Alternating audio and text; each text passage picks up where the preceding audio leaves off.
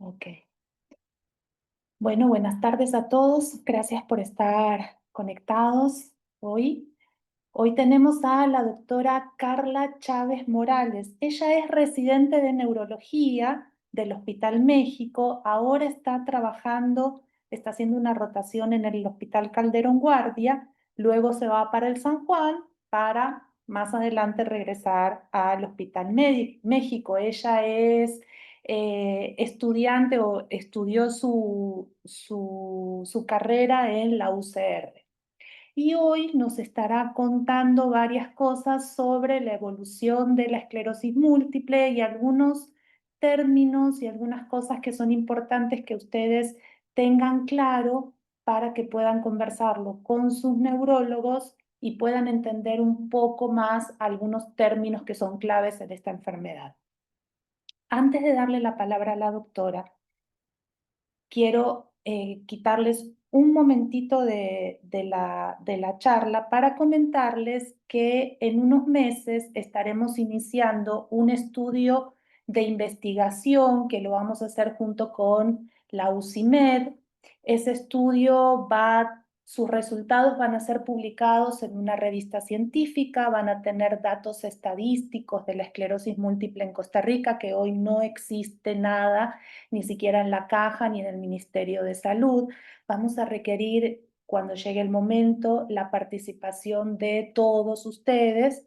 Entonces, solo para contarles que en poco tiempo vamos a estar empezando a mover publicidades respecto a este estudio y ojalá todos puedan participar para poder, cuantas más personas participan, más válido es el dato estadístico que podamos obtener de la enfermedad en Costa Rica. Bueno, ahora sí, le doy la palabra a la doctora Chávez. Doctora, bienvenida. Hola, buenas tardes. ¿Si me escuchan bien? Sí, se escucha perfecto. Bueno, en primera instancia, agradecerle a Verónica y a la asociación por invitarme a esta charla. Y bueno, como ella mencionó, Carla Chávez, yo soy médico residente del Hospital México, estoy en mi tercer año de especialidad y bueno, aún falta un poco del camino, pero espero poder compartir con ustedes esta charla. Entonces, yo sé que ustedes conocen muy bien acerca de la esclerosis múltiple, pero vamos a ir viendo qué es la enfermedad, ¿verdad? ¿Qué es lo que pasa cuando una persona tiene esclerosis múltiple? ¿Cómo se diagnostica? Porque esos criterios habían cambiado en el 2017. Y también muy importante, ¿qué fármacos tenemos actualmente a nivel institucional en la caja? Porque el lineamiento cambió en mayo del 2025, está muy reciente. Después vamos a ver lo que es un poquito de la progresión, cómo se mide y qué otras terapias tiene el paciente disponible, ¿verdad? Que a veces no solo el medicamento modificador de la enfermedad va a ayudarle al paciente y eso es básicamente como lo que vamos a ver. Entonces vamos. Bueno, entonces les puse estas tres imágenes por acá. Litvina, no sé cómo se dice su apellido. Ah, esto se pasó solo. Bueno, ella vivió 53 años, vean que en 1380 se cree que fue el primer caso de esclerosis múltiple identificado y fue una paciente que a los 16 años empezó a hacer trastornos de debilidad, poco a poco fue perdiendo su movilidad por completamente y me pareció muy interesante, esto yo no lo sabía, que fue canonizada. Se considera la santa de los enfermos crónicos y su santoral se celebra en abril, el 14 de abril, si no me equivoco, pero sí es reconocida como la primer paciente con esclerosis múltiple. Luego viene Augustus de Este, que él era nieto del rey tercero de Inglaterra, y él a los 28 años empezó a hacer neuritis óptica, entonces empezó a perder la visión y también es uno de los primeros casos identificados. Y ya para los 1860 viene Jean-Martin Charcot, que es considerado el padre de la neurología moderna, y él tenía un trabajador, un colaborador, que empezó a hacer datos o síntomas de esclerosis múltiple y cuando el paciente falleció, él hizo una autopsia y fue quien describió cómo era la fisiopatología de la enfermedad. Entonces, bueno, ya desde ese momento él describe que es una esclerosis o es una enfermedad que genera placas, que es lo que se conoce hasta el día de hoy. Entonces, la esclerosis múltiple es una enfermedad crónica. Eso quiere decir que desde que se diagnostica, el paciente va a tener la enfermedad, ¿verdad? No la podemos curar y, bueno, va a tenerla hasta el fin de su vida. Es inflamatoria y autoinmune porque, bueno, hay inflamación y porque el sistema inmune que se encarga de protegernos contra las enfermedades va, por así decirlo, a equivocarse y va a atacar al sistema nervioso central, que ya casi vamos a ver una imagen. El sistema nervioso central es el cerebro y la médula espinal.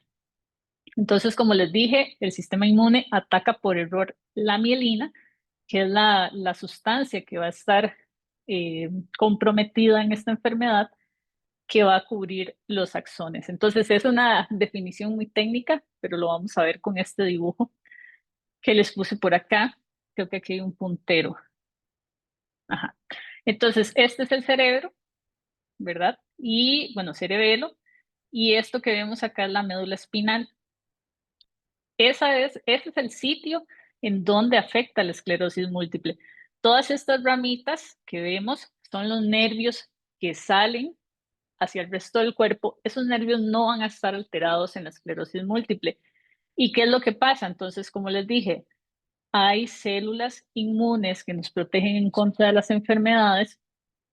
Ellas pasan hacia donde está el cerebro y hacia donde está la médula por un mecanismo natural, ¿verdad? Si estuviéramos enfermos, esas células se encargan de cuidarnos, pero cuando ya están en el sistema nervioso central, en la esclerosis múltiple, esas células se equivocan y empiezan a dañar la mielina. Entonces, ¿qué es la mielina?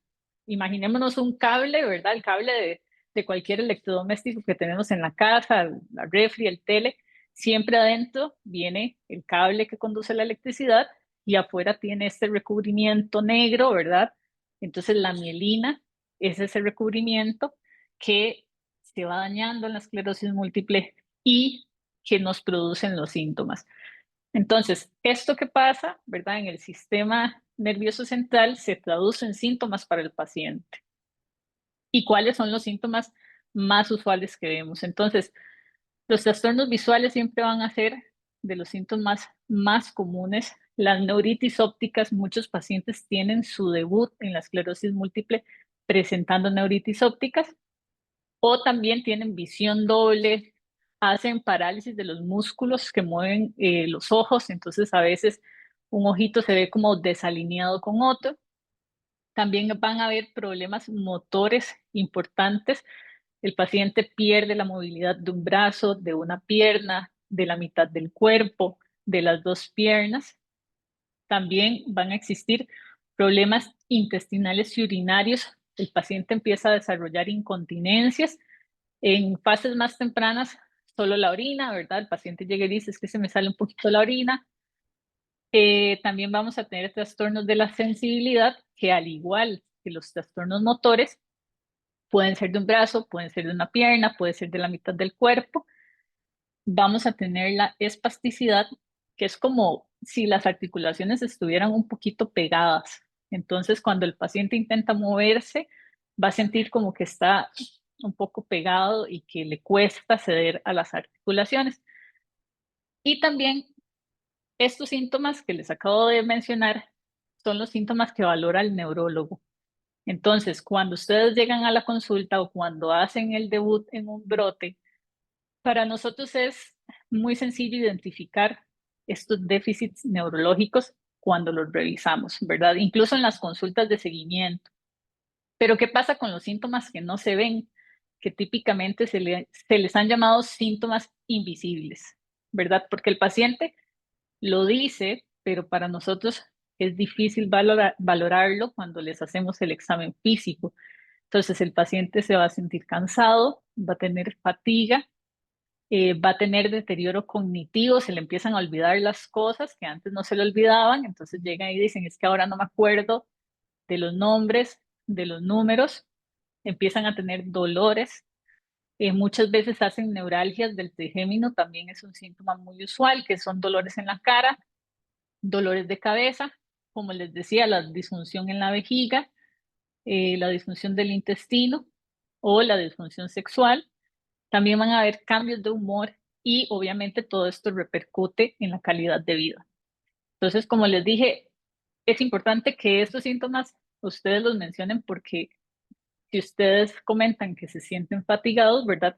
O que se les olvidan las cosas, ya uno puede hacerse una noción más clara, pero si no, son síntomas que los revisamos y que no, o sea, el paciente no va a tener ningún cambio físico. Entonces, aquí vienen dos términos muy importantes, que es el brote, ¿verdad? Muchas veces el paciente con esclerosis múltiple hace su debut con un brote. ¿Y qué significa eso? Que tiene un síntoma nuevo. Entonces el paciente llega y dice, hoy me levanté, yo estaba normal y perdí la visión de un ojo. Y fue porque hizo una neuritis óptica y de ahí se empieza la sospecha de que el paciente tiene una esclerosis múltiple y se empiezan a hacer eh, los estudios.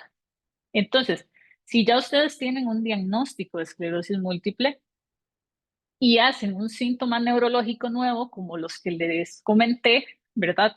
Eh, entonces, nosotros tenemos que evaluar si ese síntoma de verdad es un síntoma por la esclerosis múltiple nuevo. Qué sé yo, siguiendo con el ejemplo de la neuritis óptica, que es muy usual, hicieron su neuritis óptica, se diagnosticó la esclerosis múltiple y resulta que ahora perdieron la movilidad de la mitad del cuerpo de un momento a otro. Entonces, eso me habla de que hay una nueva localización de síntomas y que estamos ante un brote.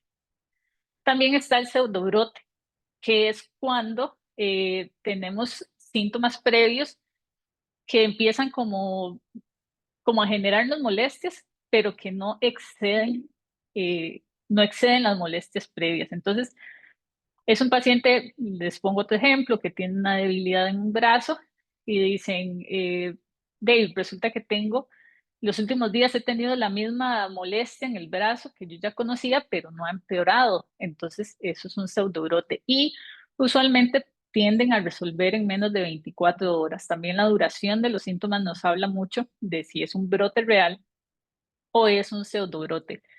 ¿Y por qué es importante identificarlos? Porque cuando el paciente está ante un brote nuevo, hay que darle un tratamiento adecuado a ese brote, que usualmente es con altas dosis de esteroides. Entonces, yo me imagino que cada uno de ustedes sabe que cuando hace estos síntomas nuevos, tienen que consultar inmediatamente emergencias porque hay que valorarlos, hay que identificar si están ante un brote nuevo y darles el tratamiento que necesitan.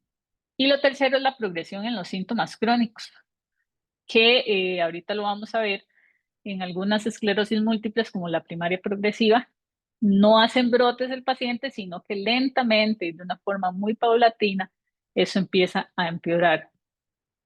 Es muy importante saber que cuando hay infecciones respiratorias, infecciones urinarias, cuando hay estreñimiento, cuando nos sometemos a un procedimiento dental, cuando hay úlceras por presión en los pacientes que ya están encamados, todo eso puede generar síntomas como si fuera un brote, ¿verdad? Pero que son secundarios a a estos padecimientos. Lo otro muy importante es el calor. El calor está identificado que puede empeorar los síntomas y vamos a Punta Arenas, ¿verdad? A mediodía, los síntomas se pueden sentir como que empeoran y el paciente se puede sentir muchísimo más fatigado y ya en el momento en que resuelve el calor, los síntomas resuelven también. Entonces, la parte diagnóstica, yo sé que le corresponde más al neurólogo, eso se los voy a mencionar para que sepan cómo se hace el diagnóstico de esclerosis múltiple. Y necesitamos diseminación en el espacio y de diseminación en el tiempo. ¿Qué significa eso? Aquí se apoya mucho de la resonancia magnética. Entonces, de nuevo, vamos a poner el ejemplo del brote. Ustedes llegan y dicen, hoy perdí la visión de un ojo. En ese momento se van a hospitalizar o se va a hacer la resonancia magnética y resulta que en la resonancia magnética el neurólogo ve dos lesiones diferentes. ve la lesión que le está generando la disminución de la agudeza visual y ve otra lesión. Entonces el neurólogo les pregunta, ¿qué pasó? ¿En algún momento han tenido estos síntomas o han hecho algún síntoma diferente? Y tal vez por ahí alguien dice, mira, sí, hace 2 años yo perdí la movilidad de un brazo, pero recuperó en 5 días, no consulté o me dijeron que era solo dolor o que me contracturé y resulta que había sido un brote que pasó casi que desapercibido. Entonces, en ese momento, la resonancia ayuda a ver esas lesiones y hacer el diagnóstico. ¿Qué pasa si ustedes han hecho solo un brote y la resonancia se ve solo una lesión? Entonces nos podemos ayudar de otras pruebas que se hacen en el líquido cefalorraquídeo, que en realidad siempre se hacen de rutina y son unos marcadores que se llaman bandas oligoclonales. Entonces, siempre que se hace el diagnóstico, como les digo, creo con certeza que la mayoría va a tener una punción lumbar de inicio, porque hay que ver cómo están esos marcadores, que nos ayudan, pero que no son así indispensables para hacer el diagnóstico. Entonces, bueno, estos criterios se habían actualizado en el 2017. Hace algunos años se esperaba que el paciente tuviera 2 brotes identificados, entonces eso hacía que se perdiera mucho tiempo, porque muchas veces la enfermedad hace un brote, pasa desapercibida, el paciente fue evolucionando ahí de una forma muy lenta y cuando nos dimos cuenta hizo el segundo brote, pero ya tenía mucha carga de discapacidad y nos quitaba tiempo en el tratamiento. Entonces se modificó y por eso ahora la resonancia magnética ayuda a hacer diagnósticos más tempranos. ¿Qué pasa con las esclerosis múltiples primarias progresivas? Y ya las vamos a ver. Este tipo de esclerosis múltiple no hace brotes, sino que el paciente empieza a deteriorarse en cuestión de un año. Entonces el paciente lentamente va empeorando y ahí nos vamos a apoyar de nuevo de la resonancia magnética de cerebro, de médula espinal y de estas bandas oligoclonales que se hacen en el líquido cefalorraquídeo.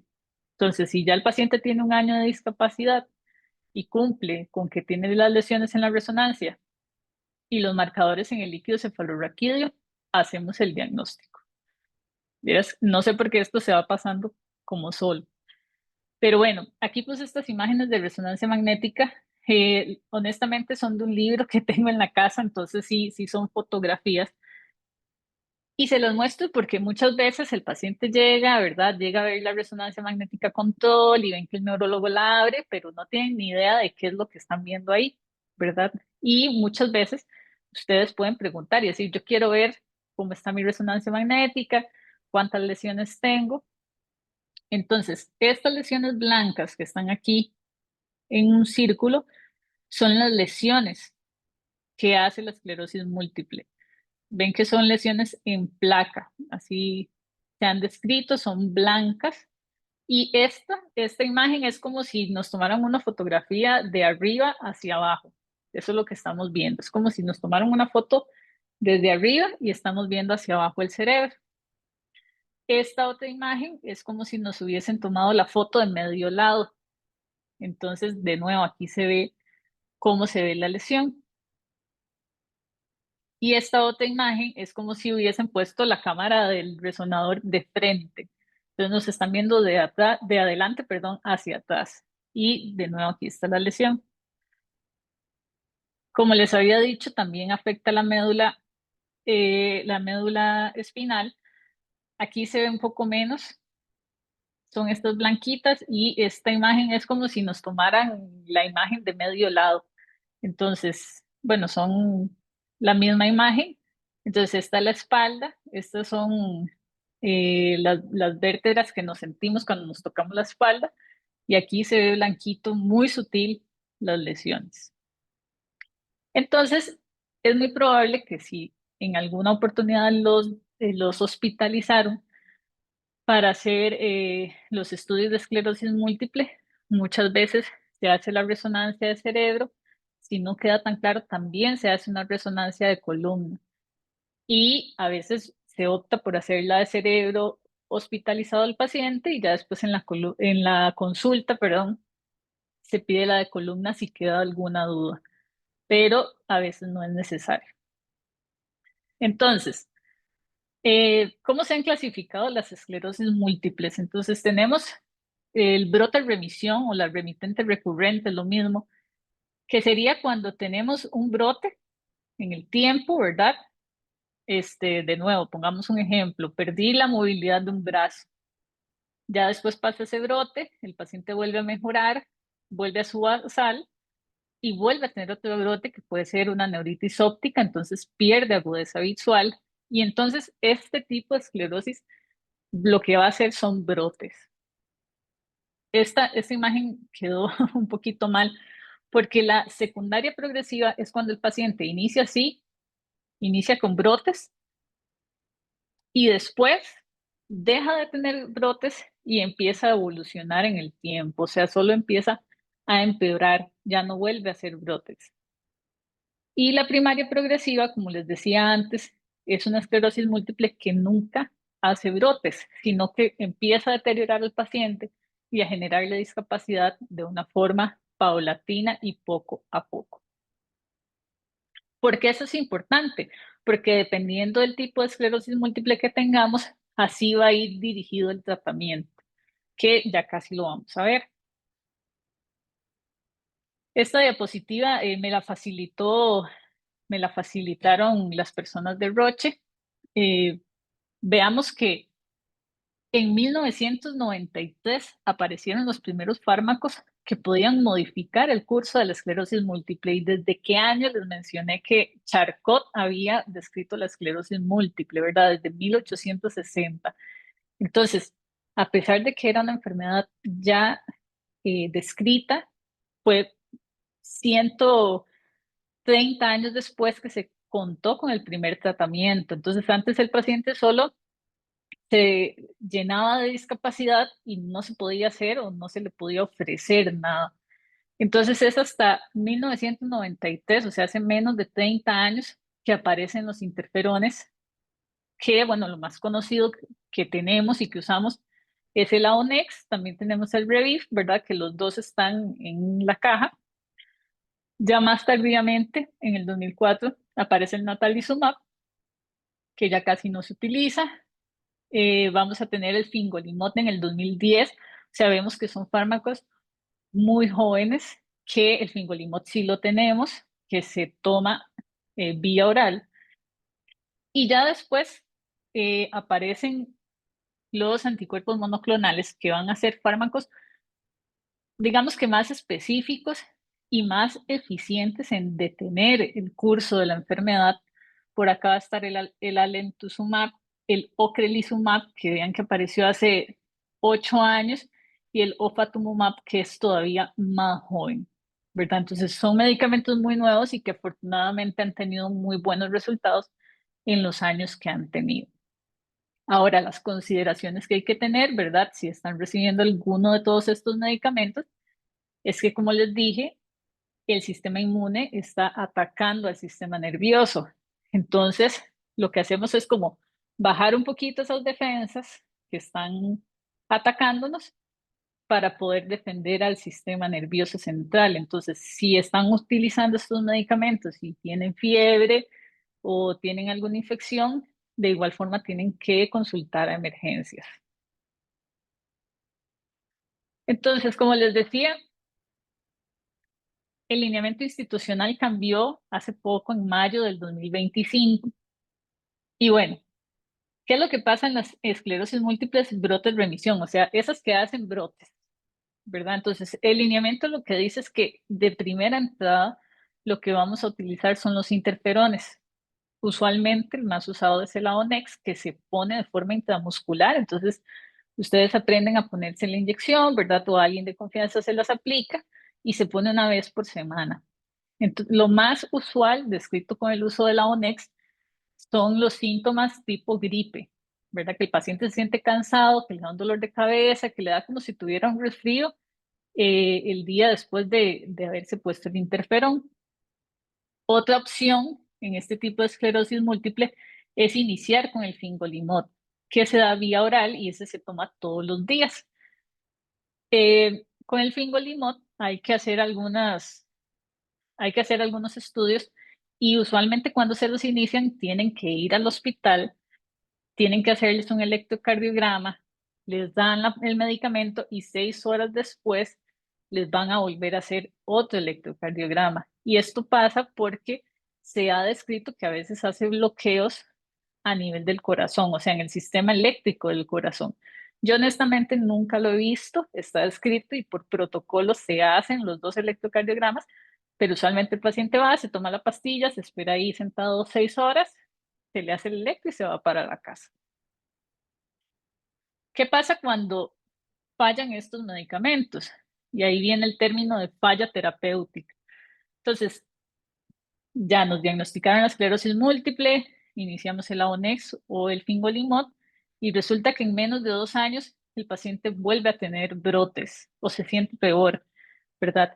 O resulta que tuvo una recaída, se le hace una resonancia magnética control y nos damos cuenta de que hay más lesiones en la resonancia. Eh, otro escenario es que la escala EDSS empeora, que ahorita la vamos a ver. Entonces, este me parece que es igual a este, perdón, lo repetí. O ustedes, cada cierto tiempo el neurólogo les va a pedir una resonancia control, ¿verdad? Casi siempre es como cada año y medio. Entonces, cuando el neurólogo ve esa resonancia control y se da cuenta de que hay un montón de lesiones nuevas, dicen, no me está funcionando el tratamiento que le estoy dando a este paciente, a pesar de que ustedes se sientan bien, ¿verdad? Puede ser que solo tengan las lesiones en la resonancia y el neurólogo diga, hay que cambiar el tratamiento.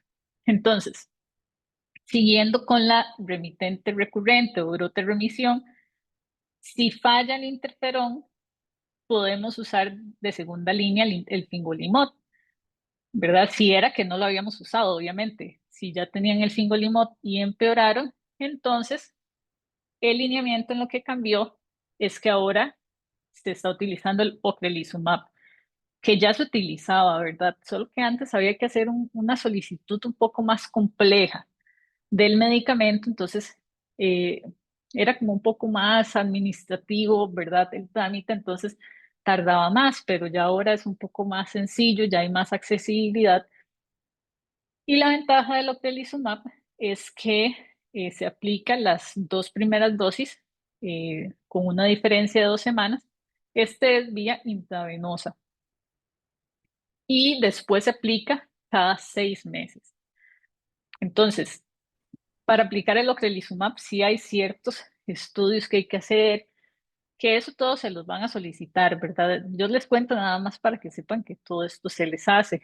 Se piden inmunoglobulinas, se ve cómo están niveles de vitaminas, se ponen algunas vacunas si están pendientes y si todo eso está bien, procedemos a aplicar el medicamento. ¿Por qué? Porque como les dije, lo que estamos haciendo es apagando un poco ese sistema inmune, entonces tenemos que asegurarnos de que ustedes estén bien y sin ninguna infección por ahí para poderlo aplicar. La ventaja del ocrelizumab es que se pone cada 6 meses. Quizás, o en alguna literatura lo que escriben es que la desventaja es que el paciente tiene que ir a un centro de infusión, o sea, tienen que ir a un hospital, que les pongan la vía, ponerse el medicamento, esperarse ahí hasta que termine de aplicarse. Y bueno, a veces se describen reacciones adversas, obviamente, como todo fármaco, que en el momento en que se aplicó, se puso la vía intravenosa, hubo alguna alergia o algo, entonces, bueno, ahí hay que considerar cambiarlo.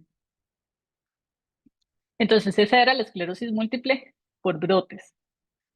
¿Qué pasa cuando esa esclerosis múltiple que tiene brotes empeora de forma progresiva? Entonces, la opción que tenemos es el Siponimod, que ese se va a dar vía oral y también va a ser 2 veces al día y también hay que hacer algunos estudios para ver que no tengan ninguna infección asociada antes de darles el tratamiento. ¿Y qué pasa en la esclerosis múltiple primaria progresiva? Que esto también fue un cambio. Entonces, si el diagnóstico es de este tipo de esclerosis múltiple, podemos dar de una vez el ocrelizumab, que es lo mismo que les comenté antes. Cada 15, bueno, la primera dosis con una diferencia de 2 semanas de la segunda dosis y después cada 6 meses.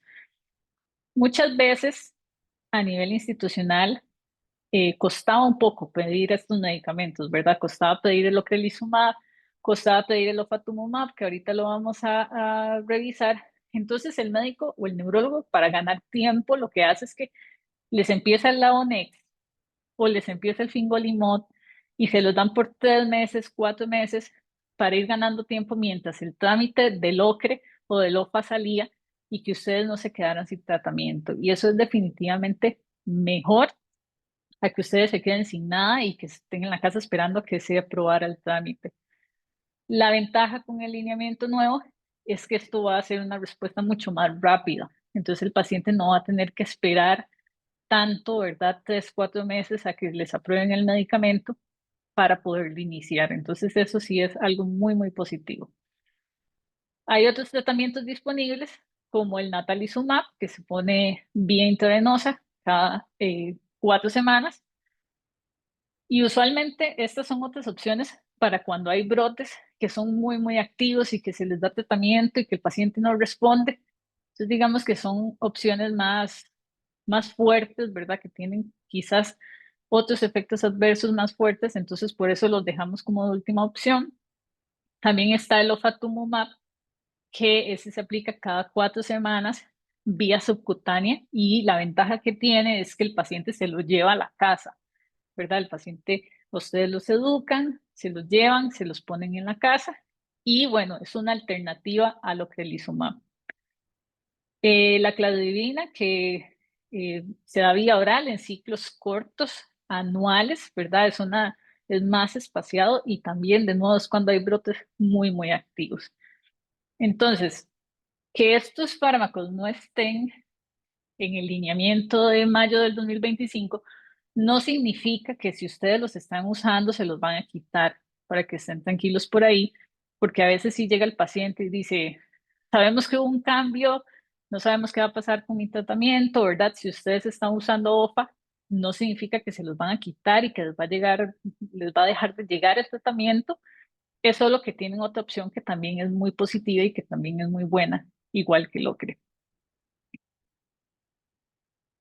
Perdón, y nada más, ahí obviamente también siempre adaptarse al contexto del paciente, ¿verdad? Porque a veces si el paciente es de un lugar muy, muy lejano, aunque lo crece a cada 6 meses, claramente tener el OFA en la casa vía subcutánea, va a ser más fácil solo aplicárselo él a tener que ir al hospital y sentarse con la infusión.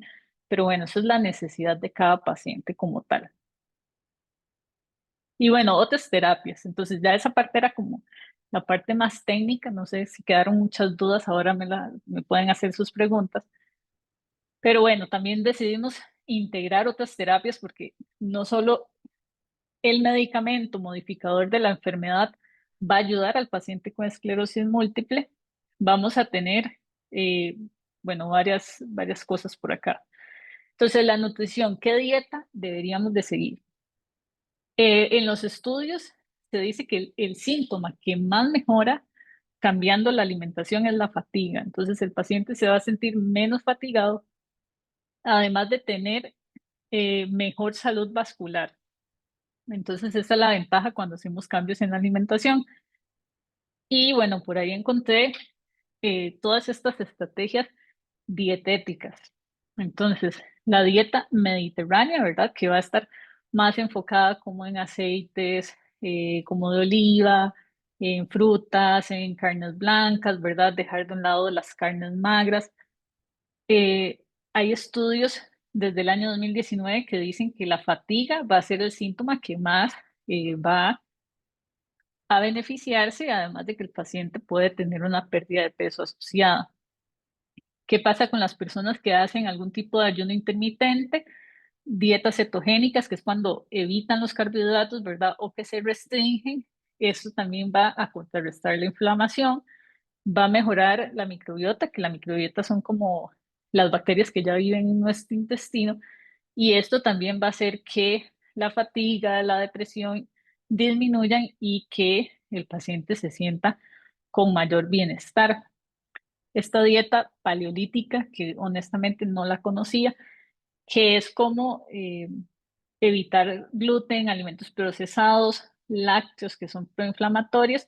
También tiene evidencia de que mejora la parte de la fatiga. Y bueno, cuando evitamos las grasas, el paciente va a tener menor riesgo de enfermedad cardiovascular, como infartos del corazón, ¿verdad?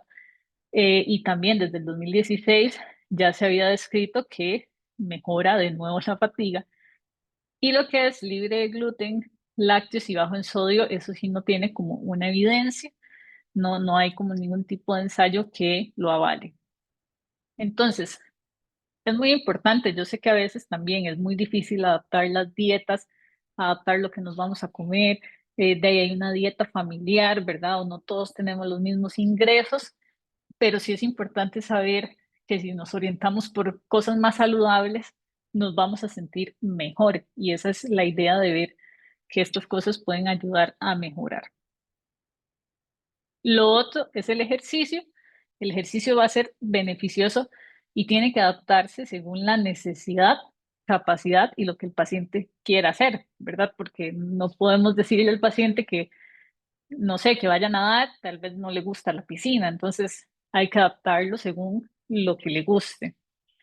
Los síntomas pueden empeorar en aquellos pacientes que son sensibles al calor, pero de nuevo, ya una vez que el paciente se refresca y hay medidas para pues, refrescarse, ya va a mejorar. Y bueno, tenemos claridad de que pacientes que tienen mayor discapacidad, o sea, pacientes que ya están en silla de ruedas, que están encamados, van a depender de su familia, de sus cuidadores, de los entrenadores para poderles dar el ejercicio. Pero bueno, si somos cuidadores, es muy importante saber que también les va a ayudar a estos pacientes a hacer ejercicio pasivo. Y bueno, por acá entonces está la escala EDSS. No sé por qué esto se sigue pasando solo. La escala EDSS, que es una escala que nos ayuda a medir o a cuantificar la discapacidad del paciente. Entonces, a veces la consulta del médico es tan rápida que nosotros ni sabemos, ¿verdad? Sabemos como que abrieron la resonancia, la compararon, no sé, alguien mencionó por ahí EDSS y nos vamos y no supimos nada, ¿verdad? No supimos cómo estábamos, no supimos si hubo progresión o no hubo progresión y bueno, y seguimos igual. Entonces, esta escala en realidad se calcula según los síntomas que ustedes tengan y según la exploración que hace el neurólogo. Y en realidad se calcula de una forma muy sencilla con una aplicación del teléfono, porque usualmente uno no se la sabe de memoria, pero ya uno sabe según el puntaje cómo está el paciente. Entonces, lo que primero se evalúa es cuánto puede el paciente caminar sin cansarse. Y si ustedes pueden caminar más de 500 metros sin cansarse, entonces ya yo me hago una idea de que ustedes van a andar en un EDSS de 1, de 2, de 3. Si ya el paciente camina a una distancia menor a 500 metros, ya se cansa, entonces ya me hago la idea de que anda en un EDSS de 4. El paciente en 5 ya camina un poco menos, ¿verdad? Menos de 200 metros, anda el parámetro. El paciente 6 ya necesita algún tipo de apoyo, como algún tipo de bastón, ¿verdad? El paciente con un EDSS de 7 es un paciente que tiene inestabilidad, que tiene mucho riesgo de caídas. El 8 ya es el que pasa en una silla de ruedas y el 9 es el paciente que ya está encamado. La escala no solo considera la cantidad o la distancia que ustedes se pueden movilizar, hay otros síntomas, como les digo, según la exploración del neurólogo, si vemos que hay alguna falla ocular, ¿verdad? Que obviamente el paciente que ha hecho neuritis va a tener una reducción de la agudeza visual, si el paciente está muy espástico, si el paciente ya tiene incontinencia, si el paciente dice que ya tiene olvidos, si hay un deterioro cognitivo, entonces esas cosas van sumando a esta escala y hay que considerarlas todas como para el puntaje final. Entonces, si adaptamos el ejercicio a la escala, entonces vemos que el paciente que está de 0 a 4.5 es un paciente que todavía se moviliza. y puede hacer ejercicio. Vean que las recomendaciones hablan de ejercicio aeróbico hasta 2 o 3 veces por semana. Pueden salir a caminar, correr, hacer remo, ¿verdad? Bicicleta. La parte de resistencia que se refiere a las pesas, también de 2 a 3 veces por semana les va a ser beneficioso. Pueden hacer funcionales, pesas en la casa, bandas de resistencia. La parte de flexibilidad también se puede hacer de forma diaria. El yoga puede ayudar mucho. Y el ejercicio neuromotor, que este ejercicio se enfoca como en prevenir las caídas, que el paciente tenga estabilidad, que tenga agilidad todavía para hacer sus movimientos. Y esto lo va a dar lo que es el pilates, el baile, el yoga, el tai chi. Eh, Si ya el paciente tiene un EDSS de 5 a 6.5, significa que ya le cuesta un poquito caminar y como les dije antes, va a utilizar algún tipo de bastón o de andadera y se pueden hacer estos ejercicios adaptados, ¿verdad? Si van a salir a andar bicicleta, probablemente se va a convertir en una bicicleta estacionaria por el riesgo de caída. Si van a hacer caminatas, mejor que caminen con algún tipo de apoyo. Si van a hacer pesas, igual, ¿verdad? Todo depende de la capacidad del paciente, tampoco nos vamos a exceder. En pacientes que tienen ya un puntaje mayor de 7 a 7.5, que todavía no son pacientes inmovilizados, es importante realizar ejercicios respiratorios, que casi siempre los terapeutas respiratorios les pueden facilitar un inspirómetro y son ejercicios donde soplamos un aparatito que nos ayuda como a mejorar la capacidad de los pulmones. Y de nuevo, flexibilidad, resistencia, se pueden hacer pesas, eh, menos repeticiones, pero se pueden hacer pesas. Hay ejercicios enfocados solo a miembros superiores, como algún tipo de bicicleta en brazos, y en miembros inferiores, levantarse, usar la andadera, ¿verdad? Lo que es ponerse de pie, sentarse, porque eso a veces el paciente pierde mucho la estabilidad en eso.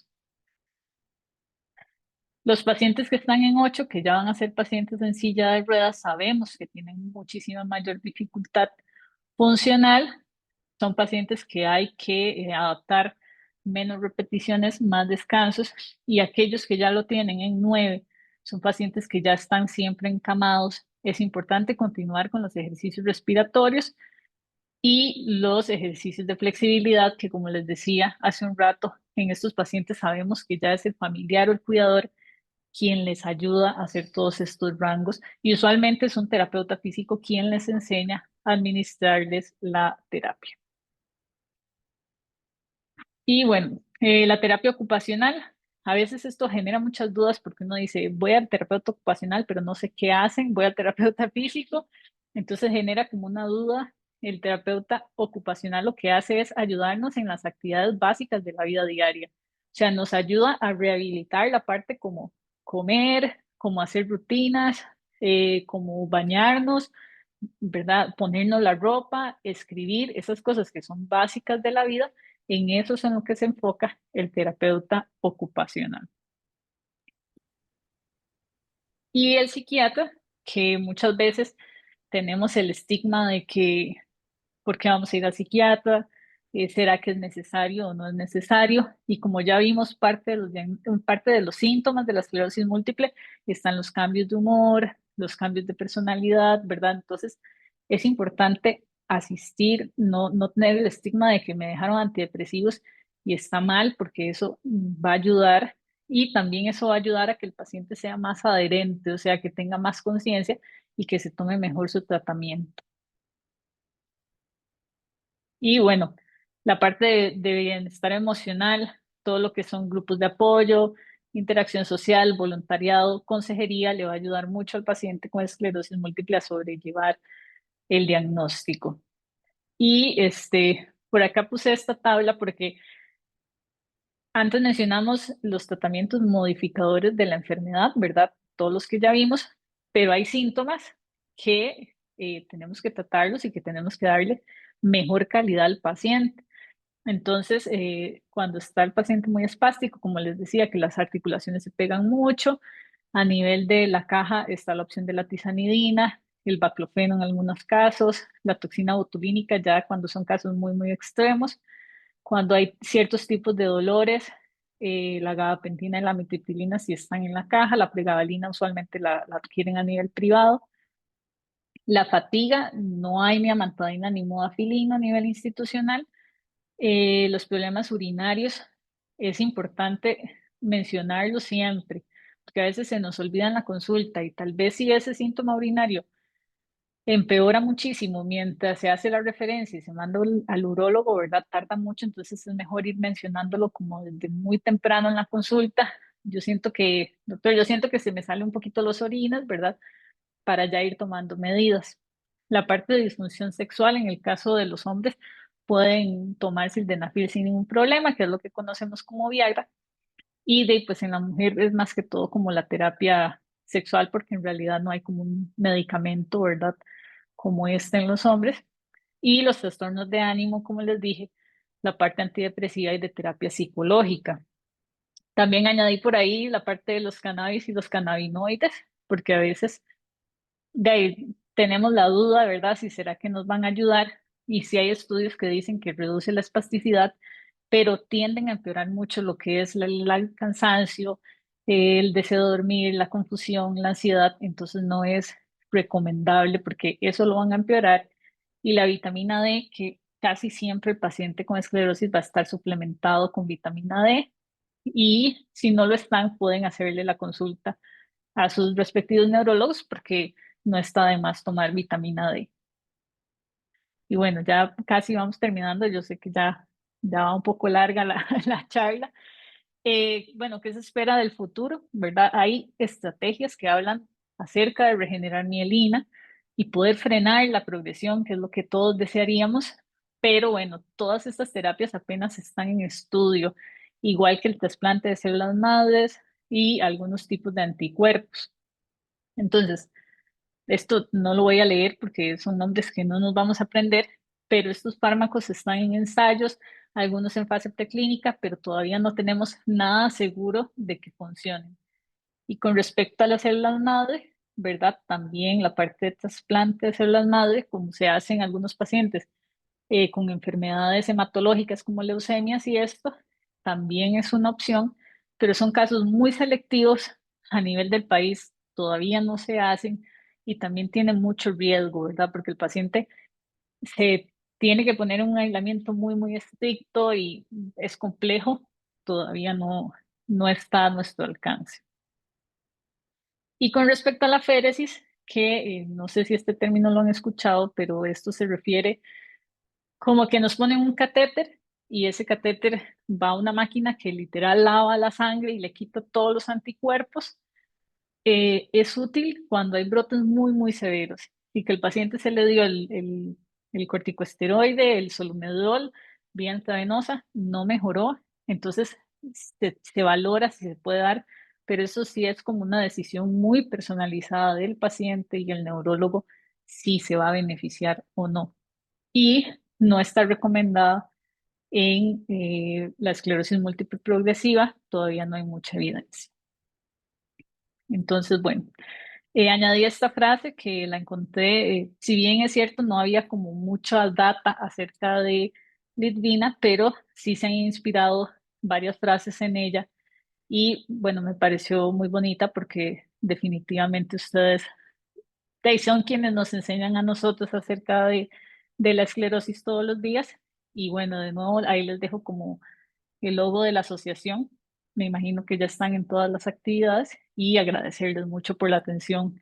Espero que no haya sido demasiado complejo.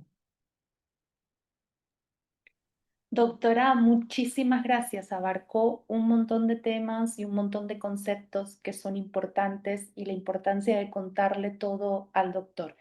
Tengo algunos comentarios que voy a hacer, son simplemente comentarios que los dejamos para que sepan las demás personas que no son los únicos a los que les ocurre y tengo también algunas preguntas. Ok, Entonces, como comentario, hay uno que dice que esta persona dice que cuando está con un brote, tras de que está mal, tener que ir a emergencias es toda una pesadilla, por lo menos en el Calderón, que prefiere no tratar el brote con tal de no ir a emergencias, tener que ir y esperar más de 12 horas sentados en sala de espera para que revisen un examen de sangre. Eso es algo que los pacientes viven a diario.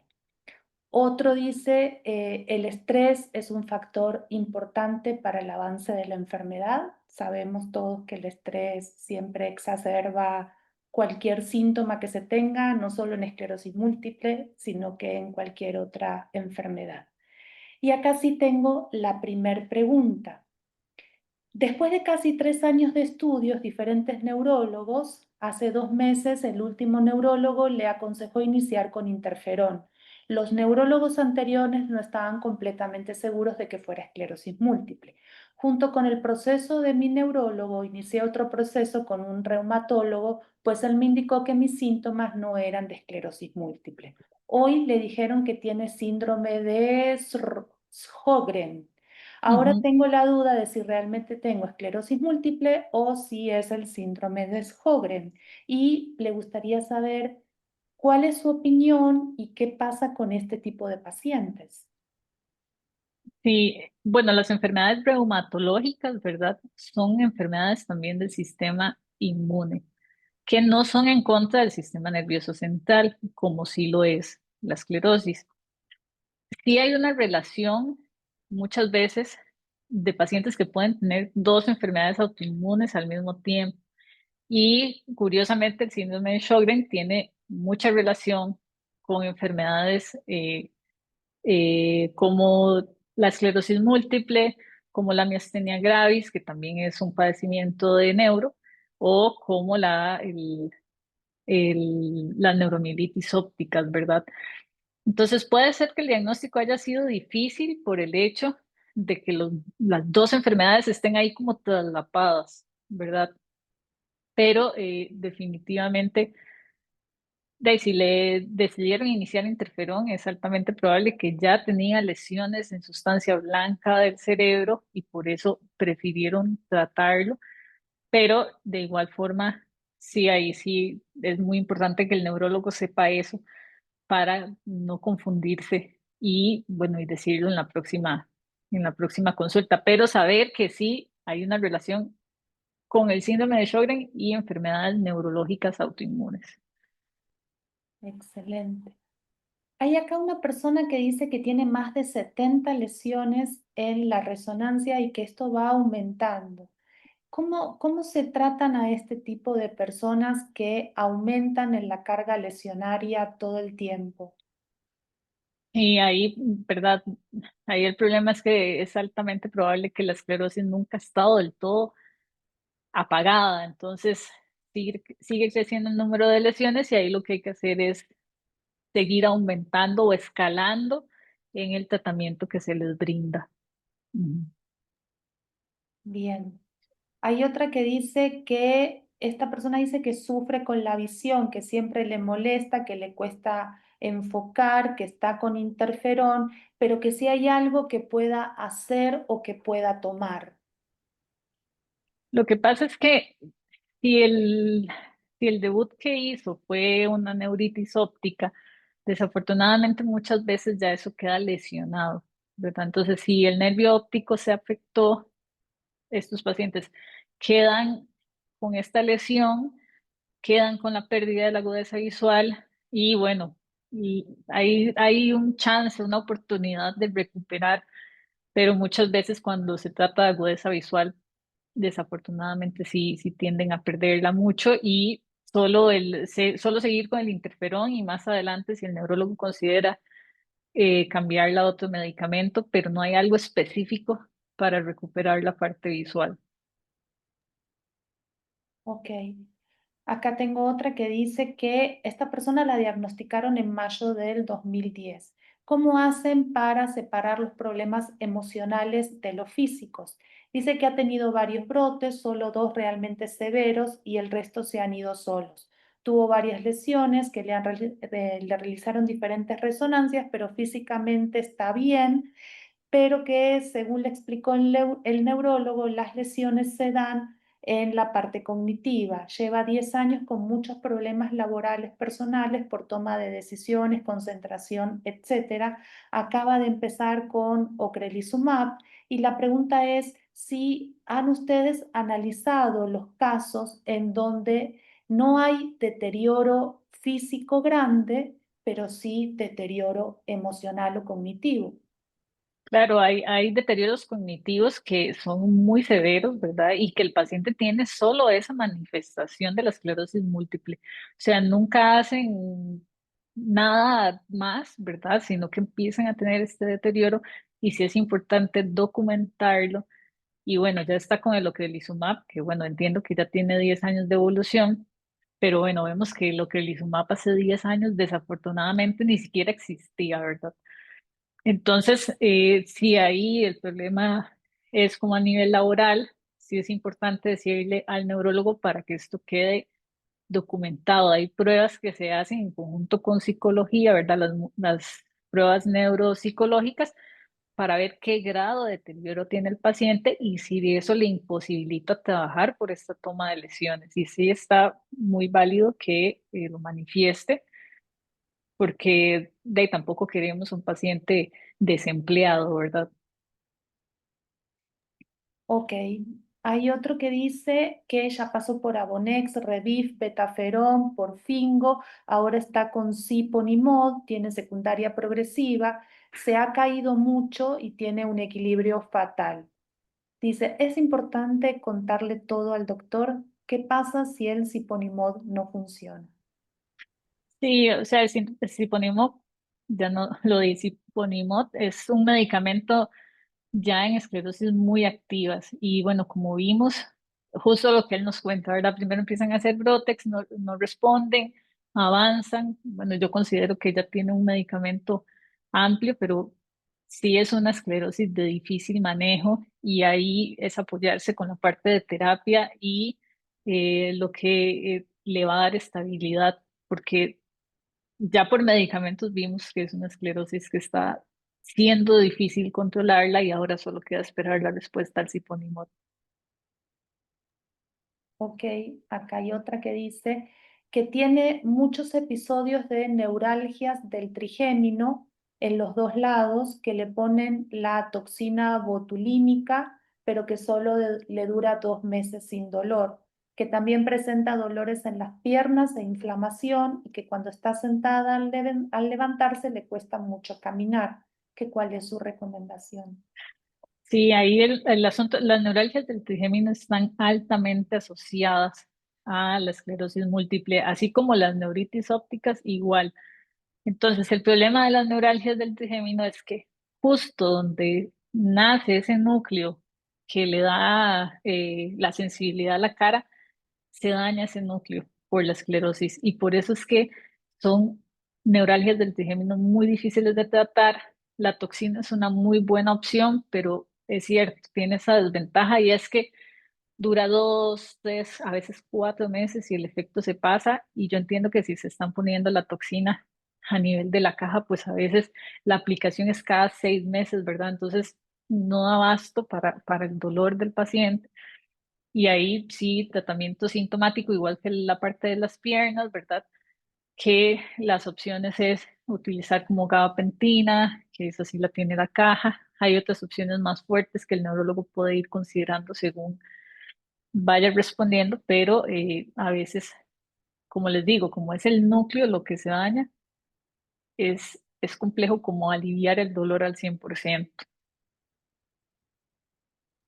Ok, acá hay otra pregunta de si recomienda ofatumumab durante la lactancia. Eh, Sí, ese es un tema complejo siempre con la parte de la lactancia y también del deseo de quedar embarazado, ¿verdad? Si bien recuerdo, creo que lo último que leí fue que todavía en lactancia sí se puede continuar, me parece, pero lo puedo revisar un poco más en detalle y tal vez pasarle la respuesta a Verónica. Como les digo, me parece que lo que había leído era que sí se podía continuar con el OFA, ¿verdad? En la lactancia. No es tan recomendable a veces en el proceso de quedar embarazado o embarazada. pero en la lactancia me parece que sí se puede continuar. Ok, quedamos pendientes entonces Sí, de información. Hay otra pregunta que dice, ¿el dolor de cabeza qué tan de la mano va con la esclerosis múltiple? Dice que los últimos 6 meses, 24/7, son dolores sumamente fuertes. y si bien el paciente puede tener un componente migrañoso, también hay que ver qué parte de ese dolor de cabeza es muy tensional o secundario como al estrés que genera la enfermedad, ¿verdad? Y ahí sí, o sea, definitivamente tiene que valorar el neurólogo eso, si tiene este componente de que es una migraña o si es un componente de que eso es secundaria tensión. A veces los dolores de cabeza, cuando son como tan persistentes todo el día, toda la noche, que no se alivian, sí puede tener más un componente de tensión. Ok. Tengo otra por acá que esta es una persona que durante año y medio utilizó Fingo y en los últimos 3 meses está con ofatumumab. Sin embargo, los mareos que le daban por la baja frecuencia cardíaca continúan. Entonces, la pregunta es, ¿cuánto tiempo hay que esperar con el OFA para que esa parte mejore? O si ya Sí, quedó ahí. es que el problema es que la esclerosis sí puede generar mareos y puede generar como inestabilidad y que sea consecuencia de la enfermedad.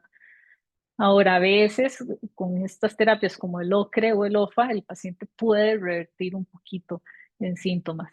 Entonces, definitivamente seguir usándolo, ¿verdad? Porque si bien puede ser que no resuelva al 100%, sí es probable que mejore o que al menos no avance. Ujú. Ok, acá hay otra que dice... En primaria progresiva, ¿el desprendimiento de la retina está relacionado con la esclerosis múltiple? Es que ahí lo que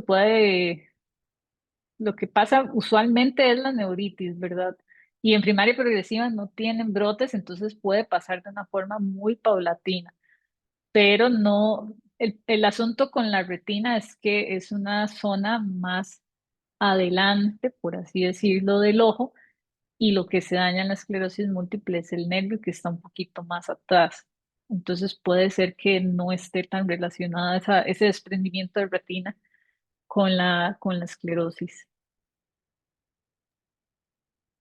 Ok, tengo otra que hay una paciente que tiene secundaria progresiva, está con ciponimod, y la pregunta es, ¿qué pasa si el ciponimod no funciona? ¿Qué otra cosa tienen los de secundaria progresiva? Sí, a veces ese es un tema muy complejo, ¿verdad? Porque por ahí lo que hay disponible también es el natalizumab cuando son muy activas, pero actualmente lo que se está recomendando es el siponimod. Y bueno, también con la persona que hizo antes la consulta, muchas veces es como tratar ya síntomas y ayudar al paciente en la parte de rehabilitación porque digamos que en este momento lo que tenemos en el lineamiento es el Siponimod, ¿verdad? Entonces hay que individualizar muchísimo a ese paciente y si es un escenario complejo. Ok, tengo dos preguntas más. Hay una persona que dice que le recetaron tramadol cada 8 horas. Y Ujú. esto ya es más delicado, que si lo toma de acuerdo a las directrices del neurólogo o solo cuando sea necesario. Bueno, ahí habría que ver por qué le dejaron el tramadol, ¿verdad? Usualmente en neurología no tiende a usar tanto tramadol, medicina paliativa sí tiende, porque ellos tienen tratamientos para el dolor un poco más amplios. A veces depende también del grado de tolerancia. Si ven que el dolor es como ocasional y se lo toman y se alivian y pasan varios días bien, yo diría que lo pueden usar solo cuando lo necesitan. Si ya es un dolor crónico muy discapacitante, entonces mejor si usarlo todos los días como está indicado el tratamiento. Ok. El estar disperso todo el tiempo, ¿tiene que ver con esclerosis múltiple? Puede ser, también puede ser un problema, porque el deterioro cognitivo no es solo que se nos olvidan las cosas, sino también es un problema a veces de la atención, ¿verdad? ¿En qué enfoco yo mi atención? Entonces sí, lo que podemos sentir como que estamos dispersos y puede ser como que estamos un poco inatentos y sí puede ser parte del deterioro cognitivo secundario a la esclerosis. Y la última es, ¿por qué no recomiendan tomar hormonas con la esclerosis múltiple? Eh, bueno, ahí habría que ver qué hormonas. Y eso es un tema muy interesante porque hace poco en el Calderón hubo un paciente transgénero y también nos surge esa duda de cuál es la recomendación. Y a veces, por eso digo, no sé qué hormonas, ¿verdad? Si serán como estrógenos o si será alguien que está haciendo la transición de género, entonces están tomando dosis más altas, pero si puede interactuar con la parte medicamentosa y también ahí podría ser un poco más específica con la búsqueda y también mandárselo a Verónica para que quede más claro. O también pueden escribir y decir cuáles hormonas y así lo buscamos de una forma más específica. Ah, bueno, acá está diciendo que son estrógenos. No sé, Ok, sí, eso lo puedo buscar de una forma también más específica. perfecto. Con esto ya damos por terminado, doctora. Hola, Muchísimas buenas gracias. noches. Ay, Paola, Hola, es que no puedo escribir, por eso es que había levantado la sí, mano. sí, Ay, perdón. sí, perdón, ahí está Sí, la dale, manita. Paola, dale, dale. Yo sé que no podemos. Ok, tranquilas. Buenas noches. Hola, Doctora, buenas es noches. que mi consulta, bueno, ¿usted me podría volver a explicar lo de la primaria progresiva? Sí, si quiere, nos devolvemos. Entonces, la primaria progresiva es una esclerosis múltiple que no tiene brotes. O sea, eso quiere decir que el paciente se empieza a deteriorar en un año y se hace, ¿verdad? Los estudios complementarios, que sería la resonancia magnética del cerebro, la resonancia magnética de la médula espinal y el líquido cefalorraquídeo para buscar las bandas oligoclonales. Ujú. Entonces, si el paciente durante un año se ha ido deteriorando lentamente y encontramos dos de estas cosas, entonces se hace el diagnóstico de la primaria progresiva. Ok, es que resulta que, bueno, yo estoy con síntomas desde el 2009 Ujú, y resulta que a mí me diagnosticaron hasta el 2016. Y durante ese tiempo sí, yo venía bien, a veces venía mal, pues digamos por así decirlo, dos brotes muy fuertes y empecé a utilizar bastón. Después ujú, del diagnóstico que me lo hicieron en el 2016, me dijeron que lo mío era recurrente remitente y ok, empecé con betaferón. ujú, Pasó el tiempo y 2018 me hicieron una cirugía de columna porque tenían estenosis cervical y ahí fue cuando vieron que mi esclerosis no era recurrente remitente, sino que dijeron que era secundaria progresiva. Pues ok, empecé con todos los estudios para el figolimop, sí. Y entonces al tiempo me dijeron que no era secundaria progresiva, sino que era primaria progresiva, pero que no me podían dar el ocrelizumab por todo el protocolo que había que hacer con farmacoterapia que me lo negaban. Y tuve que ujú, meter un recurso de amparo. Ya en 2019 empecé con el ocre. Sinceramente, realmente en las dos primeras aplicaciones sentí mejoría. Ya ujú, luego, creo que fue factor pandemia que el estrés y un montón de cambios que tuve en mi vida me alteraron todo. 2022 me dio COVID, tuve que pasar con inmunoglobulina después de eso porque quedé muy débil. 2023 me colocaron una bomba de baclofeno por la baclofeno. estabilidad y resulta que me dio una meningitis bacteriana por una mala praxis porque se contaminó el catéter y entonces a partir de ahí estoy usando silla de ruedas, solamente tengo una mano funcional, bueno, sigo trabajando, sigo haciendo muchas actividades, Obviamente ocupo que me bañen, me hagan un montón de cosas, un ya con motor. Y resulta que en buena teoría, la última vez que fui al neuro, estoy en 8.5 y están pendientes a hacerme nuevas, nueva resonancia magnética.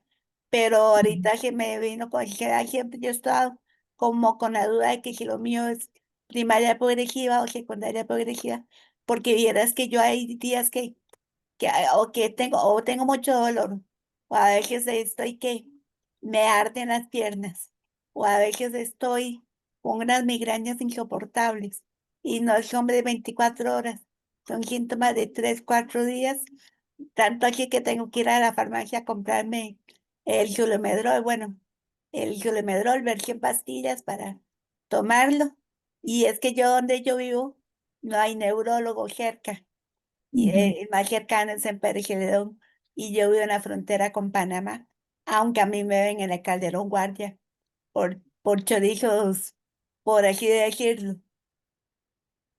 Sí, es muy complejo porque antes estábamos viendo que los lineamientos de diagnóstico incluso habían cambiado en el 2017, ¿verdad? Entonces quizás cuando empezó con los síntomas no había tanta claridad, no se conocía tanto que es una enfermedad que en 15 años ha cambiado muchísimo, ¿verdad? Porque el asunto es que antes no, pues había muy pocas cosas y como les dije, los primeros medicamentos salieron como 140 años después de conocer que existía. Entonces, quizás al principio hubo algún tipo de confusión en el diagnóstico de si era brote remitente, si era secundaria progresiva, primaria progresiva. Y bueno, lo importante es que ya está el diagnóstico. Ahora hay que recordar que es una enfermedad que sí va a tener un grado de discapacidad con cada brote y con cada progresión que el paciente tenga. Entonces, quizás ya hay una carga lesional importante que está generando ya estos síntomas discapacitantes y desafortunadamente con estos síntomas lo que se hace es tratarlos de forma sintomática, como usted dice, ¿verdad? Poner medicamentos que alivien, poner la bomba de baclofeno, usar las tizanidinas y todo esto, pero ya es una esclerosis múltiple que sí tiene mucho tiempo de evolución, que fue difícil de diagnosticar al inicio y que también hasta ahora hay esta facilidad de dar el ocrelizumab sin tanto trámite administrativo como hace 6 años, ¿verdad? Entonces sí, ese es como el punto de vista. Sí, pero podría haber habido un mal diagnóstico o siempre fue primaria progresiva. Ahí sí, o sea, si hizo brotes, probablemente sí hizo inicialmente un brote de remisión y probablemente después evolucionó. Ahora, a veces, para beneficio del paciente, digamos que uno tiende a decir como si es una primaria progresiva para pedir el OCRE un poco más rápido, ¿verdad? Entonces, a veces esta terminología también de ahí es importante saber qué tipo de esclerosis es, pero bueno, lo importante es tener el diagnóstico y a veces decir al paciente o decir en ese caso a farmacoterapia puede ser que haya sido también para acelerar un poco lo del ocrelizumab. Y si yo siento que el ocre no me está funcionando, Y ahí sí el neurólogo tratante tendría que ver eh, si continúa con el ocre o si replantea el caso, si era una secundaria progresiva, si se le podía dar siponimod, pero ahí sí es muy individualizada la decisión del neurólogo, conociendo todo el antecedente y el historial. está ahí. Bueno, Gracias, doctora. con mucho gusto. Doctora, muchísimas gracias. Si tienen alguna otra pregunta, me la escriben a mí por WhatsApp de manera privada y yo se las hago llegar a la doctora y cuando tenga la respuesta se las comparto. Doctora, muchas gracias a todos los Muchas que gracias a estuvieron ustedes. presentes y luego les pasamos también la grabación para que repasen todo. Buenas Ok, noches. buenas noches, Muchísimas gracias. gracias. Con gusto.